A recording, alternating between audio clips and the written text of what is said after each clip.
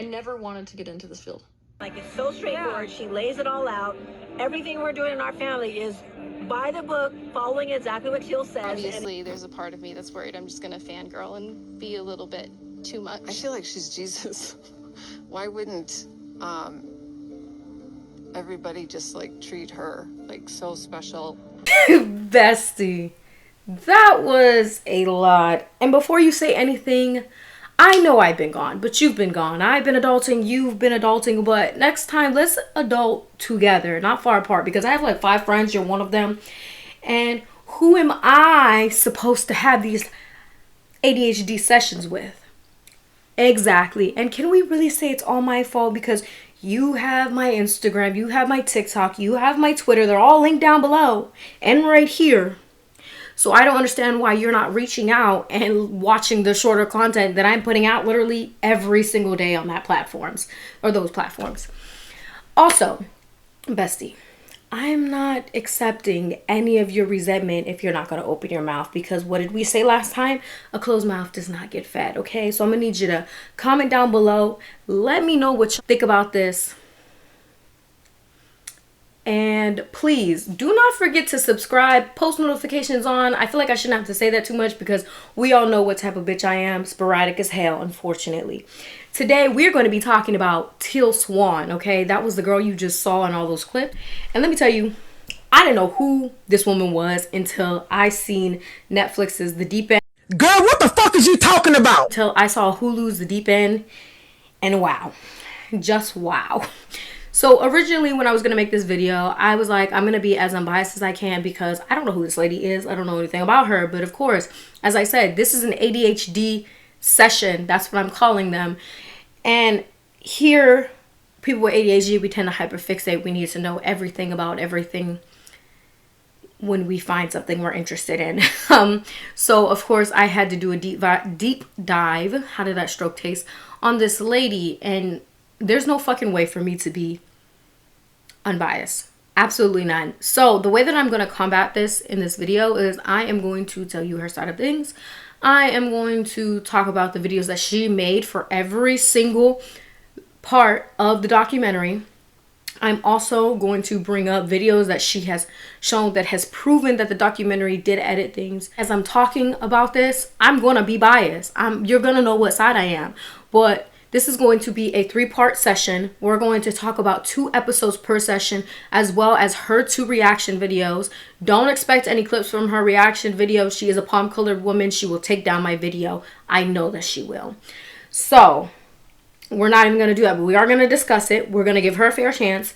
And then during our last session, we are going to talk about a crazy podcast, and I'll link the podcast below, about a girl who actually grew up with Teal. We're going to talk about Teal's story. We're going to talk about who she is. And you guys are going to make your final opinions on what you think the truth is, okay? So let's get into the video. Part 1 is called Lost Toys, right? But if I was going to name this part, I would call it Bigger Than Life. And as we go through the episode, you'll kind of understand.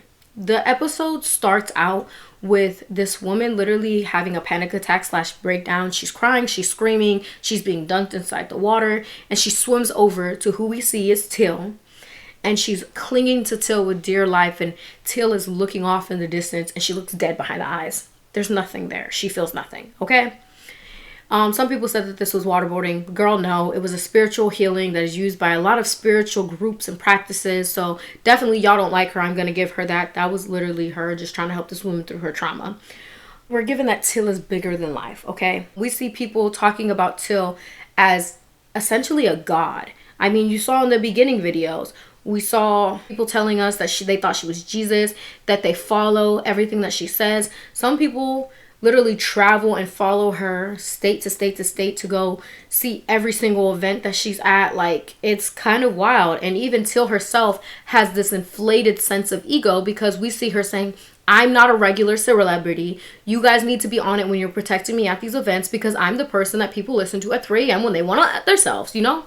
Editing cut here to clear some shit up because you guys did not let me know that I didn't make any goddamn sense. Basically, it's giving that Teal is God. And the reason I say this is because there's too many examples to not say that. We see the big ass group of people that go to her events that say that they live by her every word, that they follow her every word, that they watch everything that she does. We see the woman who says that she's Jesus. We see Teal saying that she's special and that she's unique and that she's not the usual celebrity and she's not the usual person. We see Blake talking about Teal and how special she was and how he could sense that and how he knows that she has all the answers and that her pain is so great that she can help anybody through her pain because she's been through it all. We see the people who are hurt and afraid that seek her out for guidance and solace. I mean, the beginning part with the lady in the water.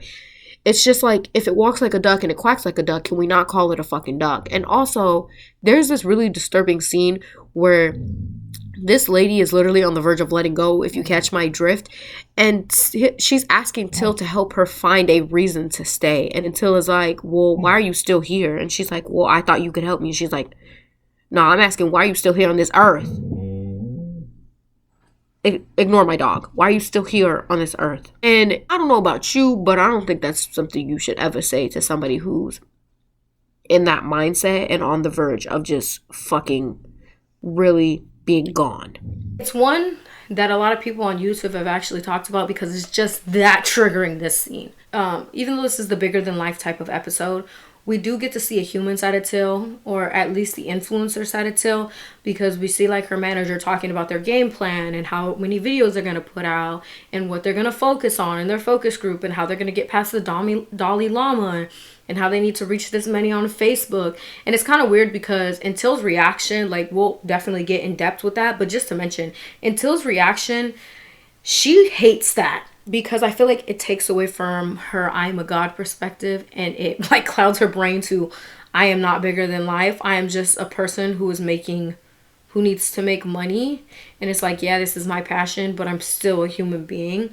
It's also in this time that we do get an introduction into Blake, and Blake is her best friend of like 13 years. I think this is a very interesting person in this documentary. Besides Teal being the main focus, Blake is definitely like the main focus of the whole documentary. His perception of her is very interesting. He fully believes that everything that she's ever told him, he fully believes that she is always right, and he fully believes that nobody can say anything to her or tell her anything because her pain has been the greatest, therefore nobody else's pain is greater than hers. And it's like they kind of transition to this to say like, yeah, Teal is so unique and she knows this much and she has this heightened perception of the world and able to help people because of her suffering. And then they turn into Teal literally reading a piece of her book. Should have had a trigger warning. To be honest, because this girl is literally, and I'm gonna give you a trigger warning here, talking about how she's in a hole with her ankles tied and her arms tied. And that's all I'm gonna say, because if I said any more, YouTube would flag this video. So finally, we get into the most important part of this episode and episodes to come, because it's in every single episode from this, and that is the completion process. Now, what is the completion process? If you ask Teal, she says it's a look at the world through the lens of trauma.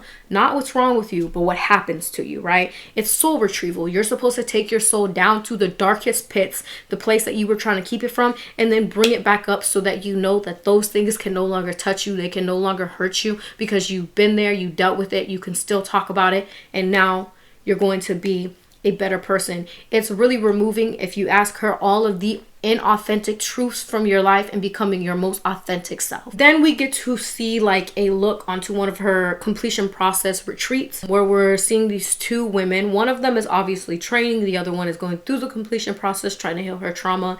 And it's just very personal, and it's just, like I said, I was going to try to be unbiased. I'm not going to be. It's giving exploitation. Like, I know that Teal doesn't have really any say on what was put in this documentary and what wasn't, because I don't think she wouldn't even have made her videos if she had any say. But at the same time, it's like, you know how vulnerable your people get during the completion process. Why would you ever allow any of them to sign anything? Maybe it's something wrong with me. Maybe I'm the problem. Maybe it's me. Am I the problem? Because I just feel like that should have been something that was so private. And then if you wanted to share your trauma after it, then fine. But when it's taking place, that type of trauma should be something that is between you and the people that you're trusting, not for the whole world to see. I think Teal is okay with sharing her trauma with the world because she's dealt with it, but you're seeing these people are dealing with it. It just bothered me because it's not the first time this is not the first time that Teal has been through a documentary. She's had like 3 documentaries made about her. Granted, every documentary has focused on a different part. This one has definitely focused more on her life rather than her work. As I've watched in past documentaries, I didn't watch the full thing, but I did watch some of it. But it's just like, your team knows. I'm just going to explain what happened. The lady that is going through the completion process is literally talking about how she wants to feel a safe touch. She's never felt a safe touch. Every touch has been unsafe. Her mother has always been unsafe. She wants to poke her mother so that she can feel the pain that she's inflicted over her for years. And she's literally screaming at one point. Drool is coming out of her mouth. Her face is red. She can barely breathe. And it's just, man, it was a lot to watch. And then it just goes on to every single person having these breakdowns. But it's like, that lady, man, I get it. It was for dramatic effect for Hulu or whatever.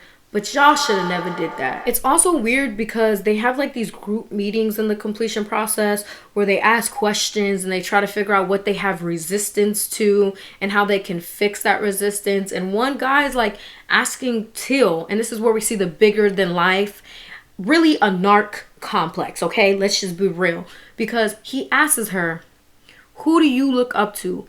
Who do you go to when you need somebody to talk to you, when you need a source of something? And she says, why do I have to look up to anybody? Why do I have to go to somebody for the answers? What if I just had the answers? And he's like, but everybody has to go to somebody for the answers. And she's like, why would I do that? That doesn't make any sense. Why do you have resistance to that? And he's like, because how am I supposed to trust you have all the answers if you're not going to other sources? And she's like, because I don't have to. I don't need to, because I have a heightened understanding. Even go further into the bigger than life aspect, because we start talking about her childhood, about how her parents were afraid of her, how she used to see the devil and dead relatives when she was younger, and it alienated her from her family, her friends, from her church, because apparently she said her parents are Mormon. And then she said her parents tried everything. They went to every therapist and they diagnosed her with everything from the time she was 7 to bipolar disorder, schizophrenia. And they were just like so worn out. She had taken all these medicines, gone through all these diagnoses, done all these things. And so finally, a friend of the family, the 60-year-old man, says like, hey, let me take this little girl on the weekends and I'll fix her for you because I know what she needs. And apparently he was part of the church. Her parents trusted him. And that's where her trauma comes in. I am not invalidating this woman's trauma. I full-heartedly believe that she has been through some traumatic things in her life. I am simply pointing out the discrepancies that I see when she's talking about the things that she's been through. I think that maybe she's exaggerated some of it. Maybe not all of it is 100% truthful. But again, we're going to talk about her side. We're going to hear her part of the story. So that will be for you to decide. I've just done my research. I've listened to the facts and just listened to her tell her story multiple times. And it's just, the math doesn't math for me, you know. But again, this will be your ultimate decision. But again, I'm not saying she hasn't been through trauma, because she has. Let's be so for real for a second. You went to every therapist from the time that you were 7, right? And she was saying at like 7 to 10 to 11, she was diagnosed with bipolar and schizophrenia. That's almost impossible. As somebody who has multiple people that suffer from mental health issues, I'm telling you, that's fucking impossible. Anybody with a basic understanding of the medical world, especially the mental health side, will tell you that's fucking impossible. First of all, early onset schizophrenia is like 17, 18. I'm just in disbelief myself from having people who suffer with every single one of these mental illnesses, that you're telling me at the age of 7 that you were diagnosed with all of this. And let me just say this because it upsets me. Psychopath, sociopath, illegal for children. Antisocial personality disorder is what it's called, and it's 3% of children who get diagnosed with that. It's not believable to me. Schizophrenia, the youngest is 13. It's so rare, it doesn't even have a percentage. There's not even enough kids to make a case study, okay? And bipolar disorder presents itself in a multitude of different ways when girls are younger, so it's almost impossible to diagnose them. So it's just the math wasn't mathing for me here. So from there, Teal starts talking about how she escaped 13 years of torment and found him. They fell in love. He kept her safe, but they broke up a year later. And he stayed with her because he said there was this draw, there was this pull. He knew Teal was going to do great things, and he just wanted to be around her. AKA, he was still in love with her, and he's still in love with her. So for 5 marriages, this man has stayed with her. He has lived with her. He has helped her raise her kid. Okay? And because we're introduced into Blake into this aspect, we're introduced to Juliana. Now, Juliana is another main character of this documentary. Like, these are like the 3 main people that the documentary really takes place about, because Juliana is a follower of Teal who went through the completion process, and she met Blake at one of these they're like retreats. They're like 2-week retreats, and they fell in love, right? And Teal does not like it. She does not like it. And this is kind of the fall into bigger than life to she's a person too, which is part 2 is what I'm gonna call it, because we have the scene of they're in the hot tub and Teal is just critiquing Blake left and right and just talking to him hella crazy. To me, you would never talk to me like that. Like anybody who gets to know us, has an instantaneous platform. You're like blindly trusting people. All this girl has to fucking say is, I lived with Teal. Like, it's that fast. You've chosen to a life where it's not simple anymore. So this is technically the end of part 1, because this is the transition from I'm bigger than life, I'm God, to no, Teal is actually a person too. She has her own fears, she has her own insecurities, you know? And we really start to see that she faces a lot of backlash. We hear from medical experts who are saying that she's dangerous because she basically made a video walking people through their suicide. She talks about not being afraid of death and how death is actually that when people die, it's a reincarnation for life. And when they commit these acts of letting go, they're going to be reincarnated in the next life. We also find out she has no medical training whatsoever. Not from the state. She has no degree. She's never been to school for it. The type of training that she does have from someone, they're not reputable in the medical community. They're actually a part of a huge scandal that happened in the 90s and the 2000s that caused a mass hysteria. And it was horrible, and we'll get into it in part 3. And we also hear from a family member whose person let go. And they think that Teal is partially responsible because the person who let go followed Teal very closely. And that's when we kind of go into part 2, which is the safe place.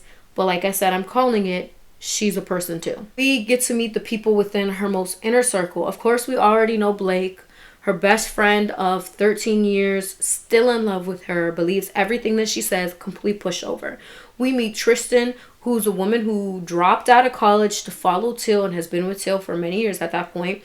We meet Cyan, whose real name is Matthew, who changed his name because Teal felt like it didn't fit and he said that he agreed. We meet Matthias. We meet Matthias, who's a German tennis coach who left his job to come and manage her. He said that she literally called him up and said, "You're meant for bigger things, me." And he said, "Yeah, that sounds about right, bestie." And we meet Gracie, who's been with her for 7 years. And Gracie's backstory is a really big part of episode 3. So we're not going to say too much about her. From here, we get to see that Julia is coming to America. As soon as she lands and she comes to the house, there's already not issues, but it's just the vibe is weird. First of all, they're sitting around a table and they're talking. Teal is talking to Juliana, right? But she has her little posse behind her and on the side of her.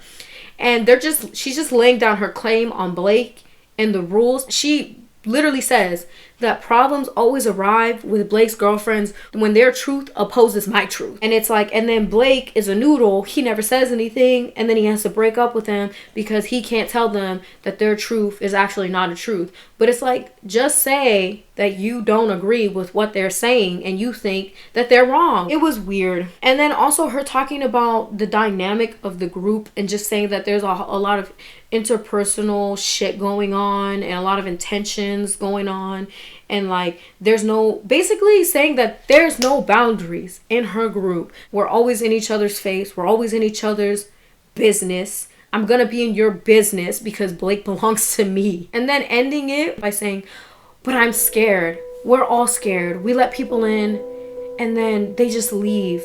Not because of us, but because they just leave. It was like the biggest fucking gaslighting I've ever seen in my lifetime. And then she was like talking to the camera at one point after she had this whole conversation about saying like, don't leave, you know, we don't want to be hurt again by letting you in. And then her just saying like, Juliana doesn't belong here. She doesn't know, she doesn't understand what we actually do.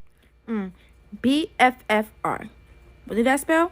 Be fucking for real. You don't want her here. Just say the truth. Let's talk about the interview of part 2. Teal is talking to this lady for her podcast, right? And she's asking Teal, like, what do you do? And she's like, I'm an expert on human suffering because I've suffered the most. And the lady in the podcast literally just comes out and says, like, why do people call you a cult leader? Why do they think you're a modern day cult leader? And she's like, because it would scare people off from me.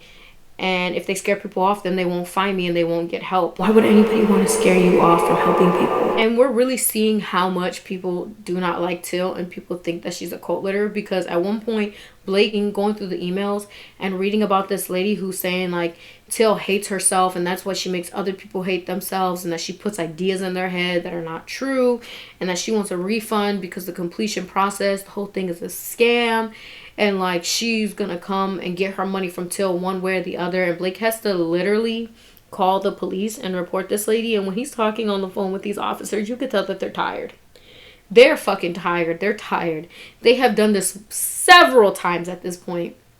And he's saying that this lady sent like 100 emails. And so to combat all of this bad press, right? To combat the fact that people think that she is a modern day cult leader, she's like, I am going to hire an investigator that has no association with me, so she will be completely objective, and have her investigate me and tell the world whether I'm a cult leader or not, right? This investigator, she starts by watching the videos. She starts talking to people outside of the inner circle, and people like, no, Teal's not a cult leader. No, Teal, because Teal has this video, right? This very controversial video where she was walking you through CSI, right?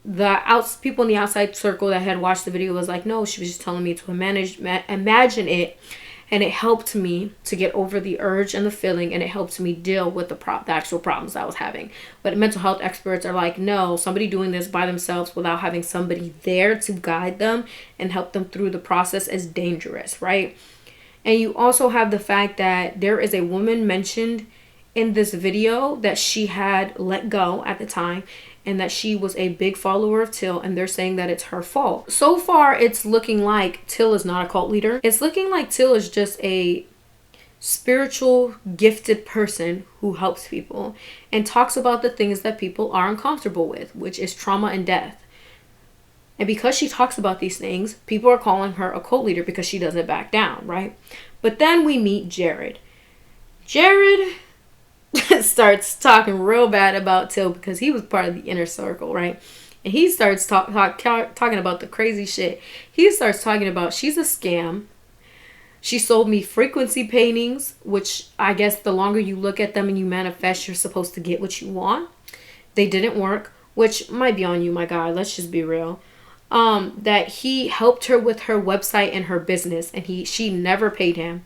That he was only given room and board, and that when he tried to leave, everybody ganged up on him, and that Teal said that if she was him, she would let go of herself because there's no hope for him whatsoever. I would just like to mention Jared is a verified ex-boyfriend. So you can take what he said with a grain of salt or not, because sometimes exes say grimy shit about us because they just want to, because they're not the best people. We don't know who Jared is, but I just wanted to mention it because it is important to the story, because it kind of starts building the plot line to maybe she's not what she's trying to portray that she is. Going back to the completion process, we get to meet this really weird guy, right? His scene is so fucked up, and I'm gonna show it in here. Basically, this man is going around asking people how they're enjoying the retreat. He thinks it's a cult. He's been here multiple times. I guess it catches the attention of Teal, especially the cult part. So she pulls him aside privately. And I say privately because there's again, her entourage is behind her. And she's talking to this man, and she's literally asking him questions And to be fair, he was not making coherent sentences. He seemed like he was mentally not there and that he needed some mental help, some real, certified psychiatric help. And she looks at this man and she's like, you're not making any coherent sentences whatsoever. Do you know what it's like to talk to you? Just starts insulting this man left to right, right? So disrespectful. And I just feel like it was uncalled for because you could tell that this man was mentally not right. And maybe he has some type of mental illness. I don't know. But definitely was not right. Didn't need to be there. Needed to be with somebody who could actually help him. When she was asking him, like, why are you here? And he's like, I think everything is fine in my life. And she's like, why the fuck would God put you here if everything was fine in your life? Like, obviously it's not. Something is fucked up with you. And then he turns around and talks about he's sexually attracted to her. And this triggers the fuck out of her. She has to walk away, leave, call Blake, get him to come and talk to this man. And so then she decides to pick at this man's the weakest part of him. He's like, I never fully dealt with my mother's suicide. So then she decides that she's going to do a channeling practice. But she's going to use Juliana, who she literally said in the last episode does not know what they're doing, has no training and no experience. It was never mentioned, not once, that this woman had any type of spiritual powers, right? Or spiritual abilities. And you're going to use her to channel his dead mother so that he can speak to her about what she did, right? And this man has a complete and utter breakdown. He has a breakdown like breakdowns wouldn't believe. And it was just so upsetting to me because, again, it was like he said this thing that triggered her. So she decided to fucking destroy him. I accept my life. I want you to know I like my life.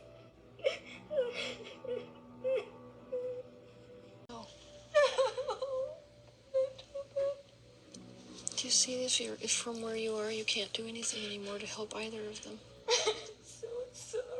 It's okay, Mom. I love you so much. The way that they end part 2 is so weird to me because it's like her and Blake sitting in the room and he's touching her thigh, touching her feet, touching her legs, touching her arms, rubbing her. She's, putting her feet in his lap and they're just randomly talking about Juliana, how she's doing. And he's like, yeah, I'm thinking about proposing to her. And she's like, kind of freezes for a minute and then she gets so excited. She's like, oh my God, you didn't tell me, da da da da, And it would have been okay. And it would have been like, oh yeah, this is best friends talking about their life and catching up. If it wasn't for the weird long eye contact looks and the touching, the inappropriate touching at that. And then on top of that, she's going to ask him while this man is rubbing her feet, like, oh, how does it feel to end the saga of the romantic feelings towards me? And this man is going to look her in the eye and he's blushing and he's like, oh, I still think you're hot as hell. And she giggles like a little schoolgirl. He's like, I would still go for you if you ever gave me the chance, but I know that that's over, right? She's like giggling and stuff like that. She's like, Juliana doesn't react when you touch me, so that's how I know everything's gonna work out. That's how I know we're good because she doesn't react. And then, she talks about helping him buy the ring and stuff, but I'm not saying that there's a sexual relationship between them. I don't think that that's what it was. I think he's still in love with her. And she enjoys the attention, but she doesn't want to be with him. But she just wants him to be there to want her. And then they end it with him and Juliana getting married. Funny enough. Let's talk about her reaction to episode 1, Lost Toys, and episode 2, The Safe Place. I have my phone right here because I did write notes on what she said. Again, if you want to see them, I will definitely link her videos below in my description box. Let's talk about the fact that she starts her video out to give her unedited reaction, right? And she's like, I'm here unedited. All my videos are gonna come here unedited. And yet through the whole video there's cuts. So you weren't unedited.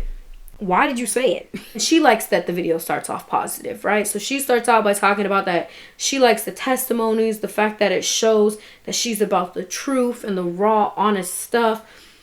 And then she talks about how she hates that everything is taken out of context because every single thing within this whole entire documentary is sound bites, and that her work is too nuanced and too complex to understand it through sound bites. Miss Ma'am, That's insulting.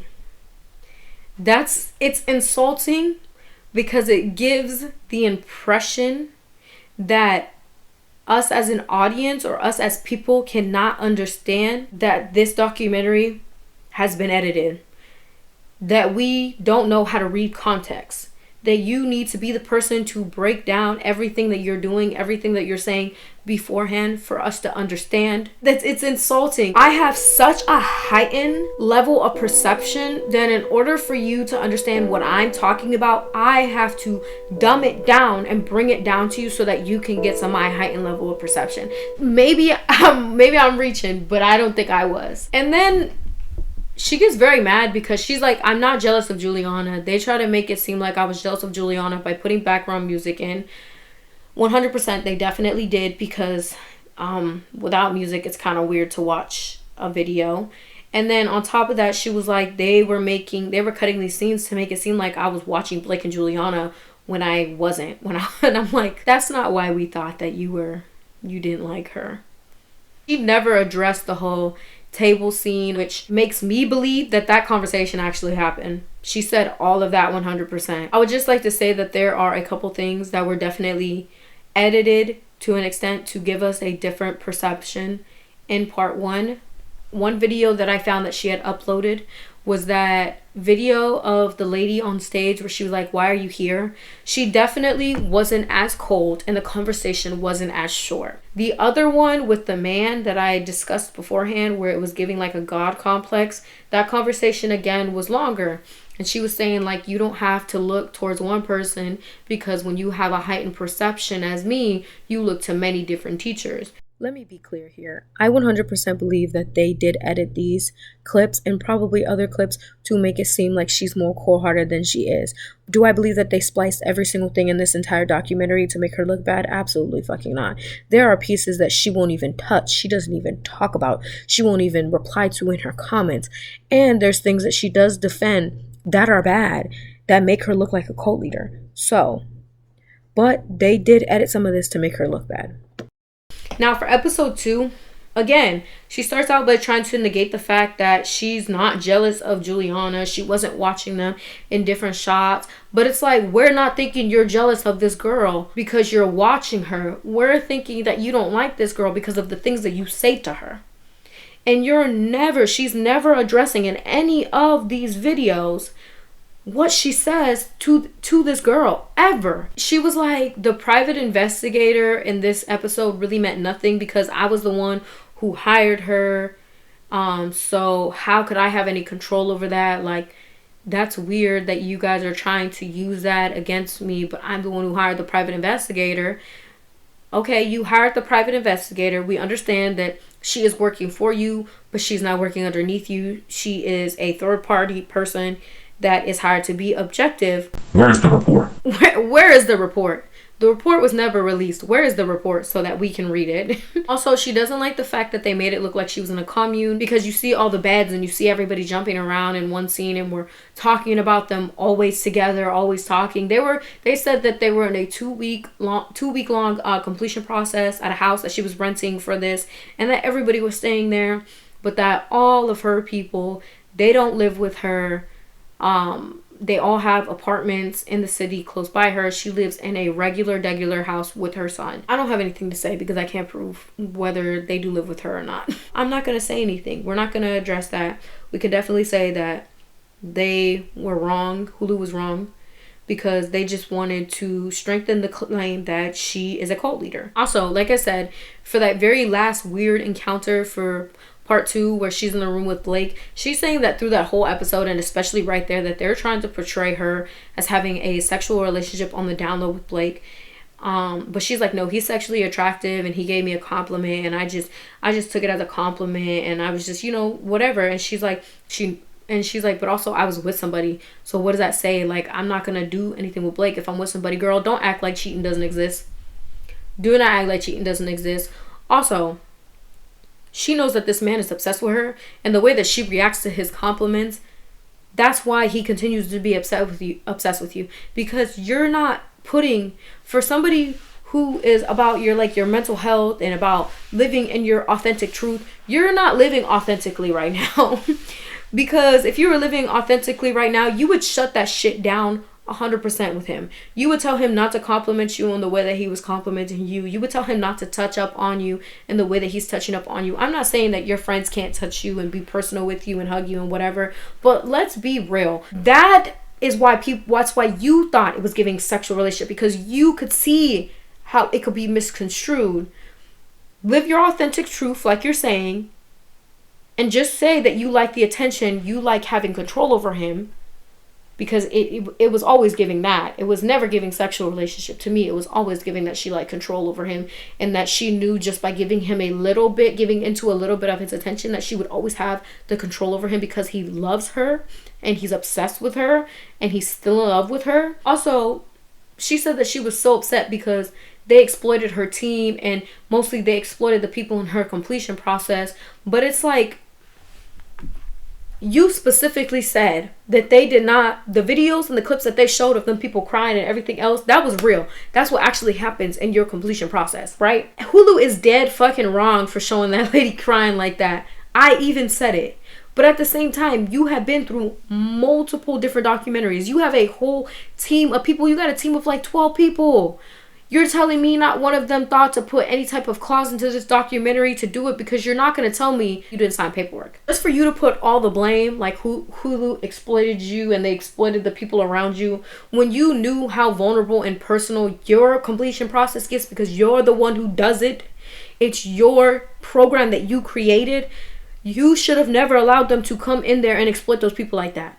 Hulu shouldn't have did it, but you shouldn't have given them the opportunity. You feel me? They're both wrong. And I just want to say that, again, the God complex is real with this one, because through these 2 episodes, she never takes accountability, not once. She takes no accountability for any of her actions, and that is a red flag. No, it's like, this is what they did. They edited it this way. They edited it that way. They used these sound bites. You're not smart enough to understand because they're sound bites. If you guys know me, like she uses the parasocial relationship card. You guys know me. Bitch, we don't know you. I definitely don't know you. And let me tell you, your fans, your followers, your subscribers, they don't know you either, honey. We only know what you show us on the internet. Y'all only know what I show you on the internet. Let's just be 100% right now. But that is it for today's video. We're going to talk about part 3 and part 4 probably at the end of this week. Again, like, comment, subscribe. Tell me what you guys think of this. If you want more clips in the next video, comment. Let me know. Thank you so much for watching, and I will see you next time. Da Zaftra.